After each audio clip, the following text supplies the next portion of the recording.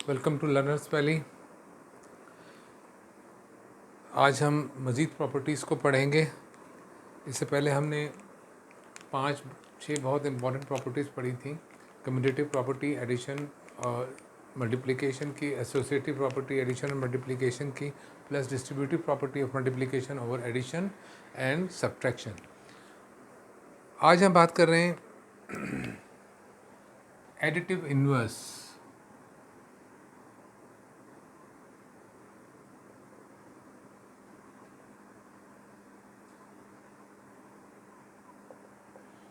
Additive inverse क्या होते हैं? देखिए, आमतौर पर सोचा जाता है कि जब हम दो चीज़ों को ऐड करते हैं तो वैल्यू बढ़ती है, लेकिन कोई सिचुएशन अगर ऐसी हो जाए कि हम दो नंबर्स को ऐड करें, एक नंबर फर्ज कर लें कि x है, दूसरा नंबर फर्ज कर लें कि y है, और इसका आंसर 0 आ जाए ऐड करने पे, तो ये जो दो नंबर्स हैं x और y, ये दोनों नंबर एक दूसरे के एडिटिव इन्वर्स होंगे।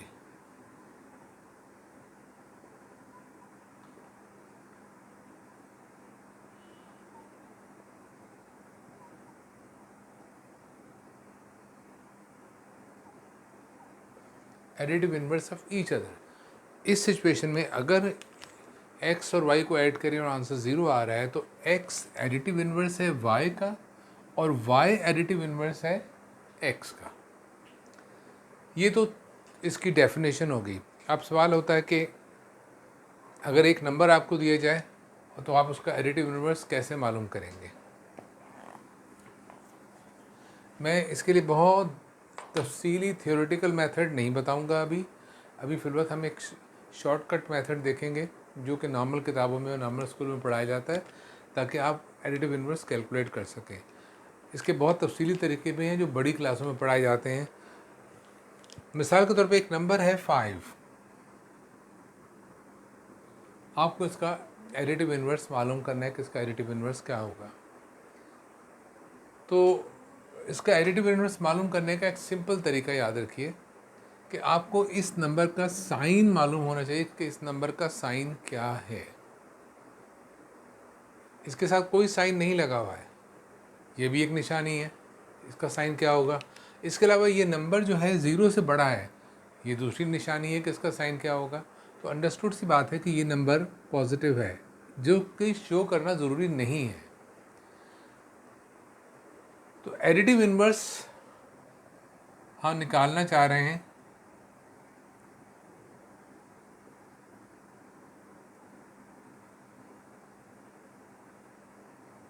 फाइव का। उसका सिंपलेस्ट तरीका है कि जो साइन है उसको चेंज कर दीजिए, रिवर्स कर दीजिए। अगर ये जो भी नंबर आपको दिया गया उसका साइन अगर पॉजिटिव है तो आपने कुछ तब्दील नहीं करना, सिर्फ साइन तब्दील कर देना है। चूँकि ये पॉजिटिव 5 है तो इसका एडिटिव इन्वर्स होगा वो -5 होगा। और अगर कोई नेगेटिव नंबर दिया गया है तो -5 का एडिटिव इन्वर्स क्या होगा? बिल्कुल सिंपल सी बात है, वो +5 होगा। ये दोनों एक दूसरे के एडिटिव इन्वर्स हैं। चेक करने के लिए अगर हम इन्हें सिंप्लीफाई करते हैं, +5 एंड -5, तो ये दोनों एक दूसरे को कैंसिल कर देंगे, 5 में से 5 निकलेगा तो रह जाएगा 0। कोई भी नंबर हो, चाहे वो फ्रैक्शन हो, चाहे वो कोई वेरिएबल हो, अगर हमें उसका एडिटिव इन्वर्स मालूम करना है तो हम सिर्फ उसका साइन चेंज कर देंगे। मैं बहुत जल्दी से एक एग्जांपल और बता रहा हूँ, क्योंकि हम लोग फ्रैक्शंस से बहुत खौफज़दा हो जाते हैं। सपोज़ कि एक फ्रैक्शन है -5/7 और आपको इसका एडिटिव इन्वर्स मालूम करना है। Method is very simple. इसका एडिटिव इन्वर्स क्या होगा, पहचान लीजिए कि इस नंबर का साइन क्या है। बहुत आसान, इसका साइन नेगेटिव है, लगा हुआ है, शो कर दिया गया है, लिहाजा इसमें तो कुछ सवाल ही नहीं कि इसका साइन क्या होगा।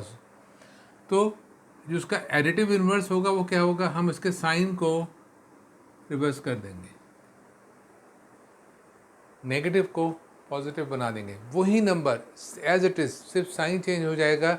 ये दोनों नंबर एक दूसरे के एडिटिव इन्वर्स हैं। आप देख सकते हैं 5/7 में से माइनस कर देंगे 5/7 को, तो आंसर आएगा 0।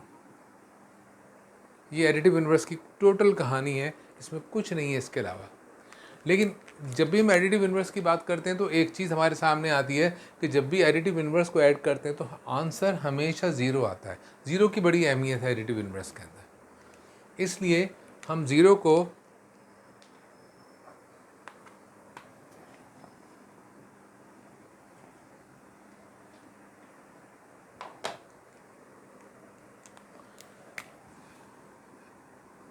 एडिटिव आइडेंटिटी कहते हैं। एडिटिव आइडेंटिटी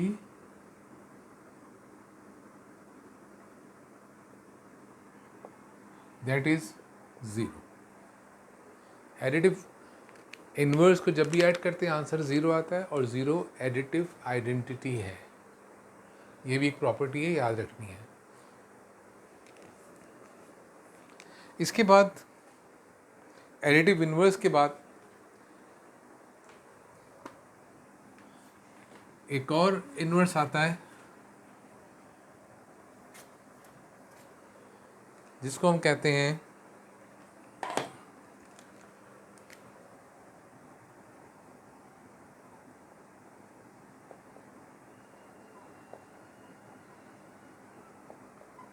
मल्टीप्लिकेटिव इन्वर्स, या इसको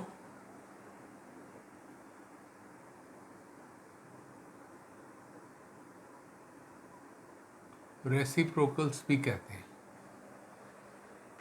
मल्टीप्लिकेटिव इन्वर्स को रेसिप्रोकल्स भी कहते हैं। जब भी मल्टीप्लाई किया जाता है नंबर्स को तो हम जानते हैं कि वैल्यू बढ़ती है। वैल्यू बढ़ती है, मिसाल के तौर पे 2 को मल्टीप्लाई कर दें हम किसी भी नंबर से, सपोज 3 से, तो आंसर 6 आएगा। दोनों नंबर से बड़ा आंसर आएगा। लेकिन अगर ऐसी कोई सिचुएशन हमारे सामने आए जिसमें कि हम 2 नंबर्स को मल्टीप्लाई करें, और मैं वो दोनों नंबर्स की मिसाल क्या लूँ इस पर, सपोज के x मल्टीप्लाइड बाई वाई, ये 2 नंबर्स हैं, इनको मल्टीप्लाई करने से अगर आंसर 1 आ जाए, ये नंबर कुछ भी हैं, हमें इससे को 2 नंबर्स होने चाहिए और दोनों मल्टीप्लाई हो जाएं और आंसर 1 आ जाए, तो ये दोनों नंबर्स मल्टीप्लिकेटिव इन्वर्स हैं।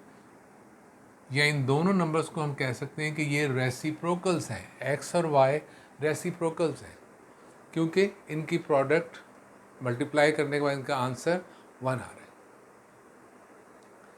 अब मल्टीप्लिकेटिव इन्वर्स मालूम कैसे किए जाएंगे, ये थोड़ा सा एडिटिव इन्वर्स के मुकाबले में ज़रा सा एहतियात से करने वाला काम है। मैं एक नंबर ले रहा हूँ, मिसाल के तौर पे 5। आपको इसका रेसिप्रोकल या मल्टीप्लिकेटिव इन्वर्स मालूम करना है। अलजेब्राइक मेथड भी हो सकता है, हम इसको अज्यूम करके करें तो भी कर सकते हैं, लेकिन इस वक्त मैं बिल्कुल सिंपलेस्ट तरीका बता रहा हूँ जो आपको आपकी एक्सरसाइज करने के लिए काफ़ी होगा। आपको अज्यूम करना है कि नंबर कोई भी है वो एक फ्रैक्शन है। क्या ये 5 फ्रैक्शन है?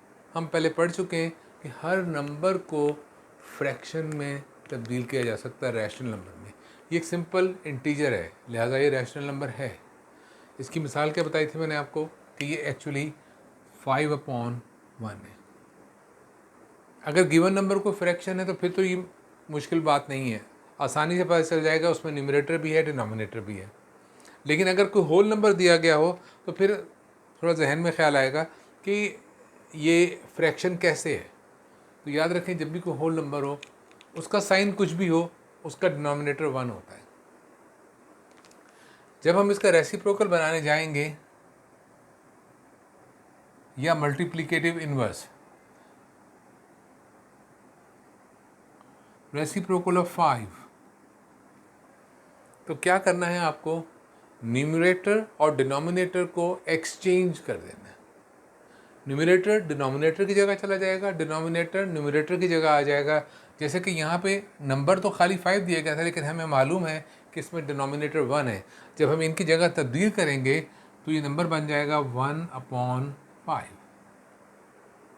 तो 5 का रेसिप्रोकल या मल्टीप्लिकेटिव इन्वर्स 1/5 है, और ये दोनों नंबर 5 एंड 1/5 एक दूसरे के रेसिप्रोकल हैं। अगर हम 1/5 का रेसिप्रोकल मालूम करेंगे, किसी भी चीज़ को तब्दील करेंगे तो वो 5 बन जाएगा। ये दोनों एक दूसरे के मल्टीप्लिकेटिव इन्वर्स हैं। अब आप देख लीजिए ज़रा इनको मल्टीप्लाई करके, अगर हम 5 को मल्टीप्लाई करें 1/5 से तो आंसर क्या आएगा? 5 से कैंसिल हो जाएगा, आंसर आएगा 1। मिसाल के तौर पे एक नंबर है -5/9, ये नेगेटिव नंबर है, आपको इसका रेसिप्रोकल मालूम करना है।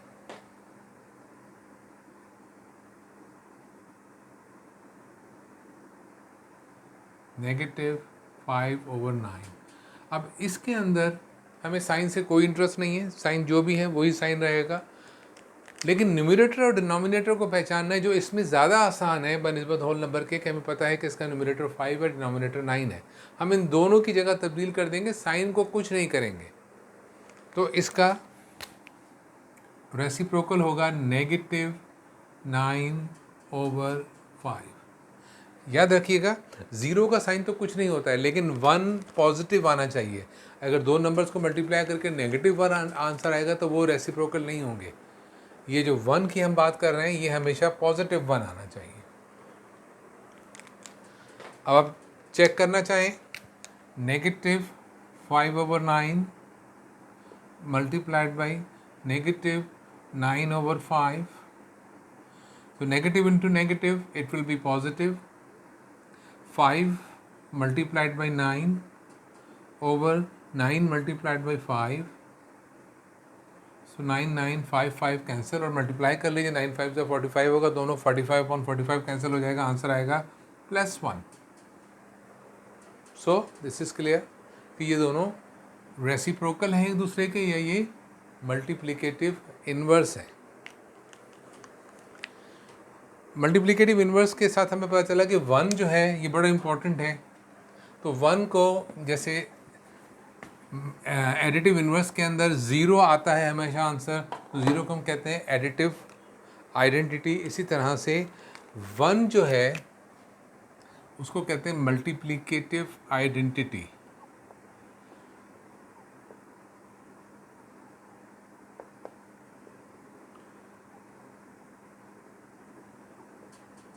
That is 1। अब ये याद रखना है इसे मल्टीप्लिकेटिव आइडेंटिटी क्यों कहते हैं, क्योंकि 1 से जब भी आप किसी चीज़ को मल्टीप्लाई करेंगे तो रिज़ल्ट कभी तक चेंज नहीं होगा, रिज़ल्ट हमेशा वही आएगा। किसी भी नंबर को, कोई भी नंबर हो, आप उसको 1 से, आप टेबल्स पढ़ते हैं, जो भी टेबल पढ़ते हैं, 3 1 से 3, 4 1 से 4, 5 1 से 5, तो किसी भी नंबर को या किसी भी चीज़ को अगर हम 1 से मल्टीप्लाई करेंगे तो उस पर मल्टीप्लिकेशन का कोई इफ़ेक्ट नहीं होगा, इसलिए उसको कहते हैं मल्टीप्लिकेटिव आइडेंटिटी। इसी तरह से हमने अभी पढ़ा था एडिटिव आइडेंटिटी के बारे में भी पढ़ा था हमने। एडिटिव आइडेंटिटी 0 है,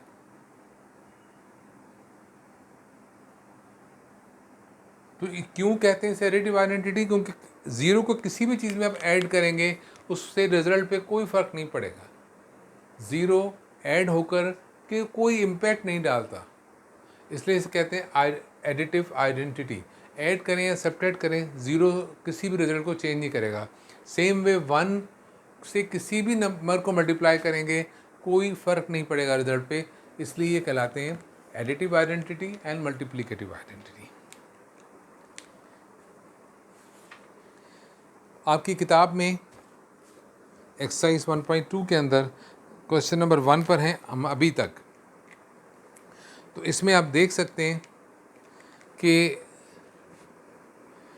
जब भी नंबर्स को मल्टीप्लाई किया जा रहा हो, चाहे तरतीब बदल के मल्टीप्लाई किया जा रहा हो, आंसर 1 आ रहा है, 2 नंबर्स मल्टीप्लाई हो रहे हैं, तो अंडरस्टूड बात है कि वो रेसिप्रोकल्स हैं, या प्रॉपर्टीज़ ऑफ रेसिप्रोकल्स हैं, मल्टीप्लिकेटिव इन्वर्स हैं। और अगर कहीं पे 2 नंबर ऐड हो रहे हैं और उनका आंसर 0 आ रहा है तो वो एडिटिव इन्वर्स की बात हो रही है। ये क्वेश्चन नंबर 1 जो है अब आपको मुकम्मल तौर पे करना चाहिए।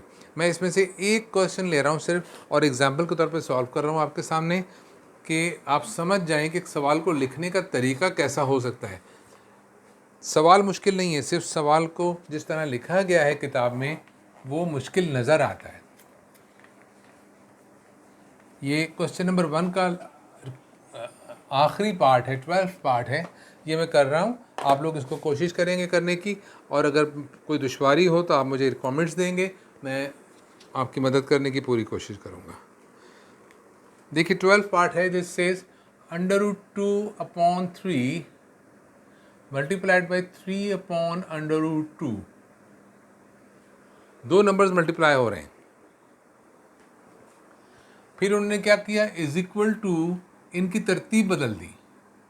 3/√2 को यहाँ ले आए पहले और 2/√3 को बाद में लिख दिया,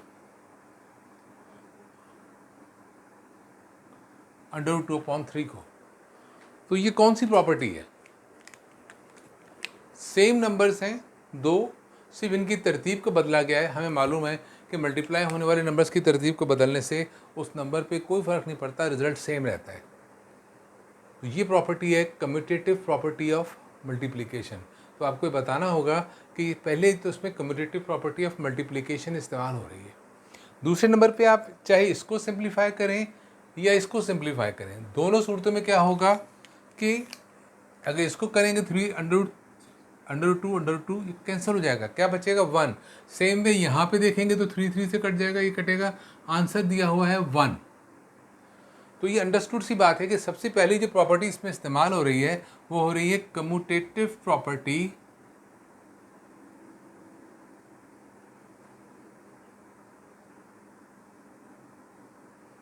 ऑफ मल्टीप्लिकेशन।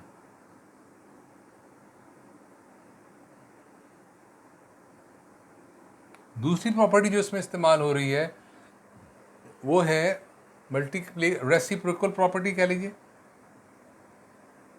या मल्टीप्लिकेटिव इनवर्स की प्रॉपर्टी कह लें, प्रॉपर्टी ऑफ रेसिप्रोकल्स।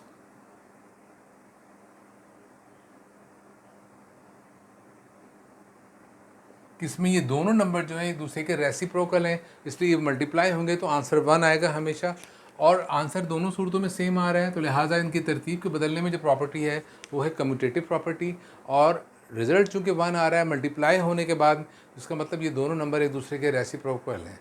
तो यहाँ दो प्रॉपर्टीज शो की जा रही हैं इसमें, एक है कम्यूटेटिव प्रॉपर्टी ऑफ मल्टीप्लिकेशन और दूसरी है मल्टीप्लिकेटिव इन्वर्स प्रॉपर्टी है, या इसको हम कह सकते हैं प्रॉपर्टी ऑफ रेसिप्रोकल्स, कि रेसिप्रोकल्स आपस में मल्टीप्लाई हो रहे हैं। सो इन दिस वे आप लोग क्वेश्चन 1 जो है एक्सरसाइज 1.2 का कोशिश करेंगे, और इंशाल्लाह ताला इसमें जितनी प्रॉपर्टीज़ इस्तेमाल हुई हैं वो सारी की सारी हमने डिस्कस कर ली हैं। अब आप उनको कोशिश करेंगे कि इसको खुद से करें, और मुश्किल हो तो उसको लिखिए, इंशाल्लाह उसको हम बेहतर मिसालों के साथ वाज़ह करने की कोशिश करेंगे अपनी आइंदा किसी वीडियो में। Thank you very much.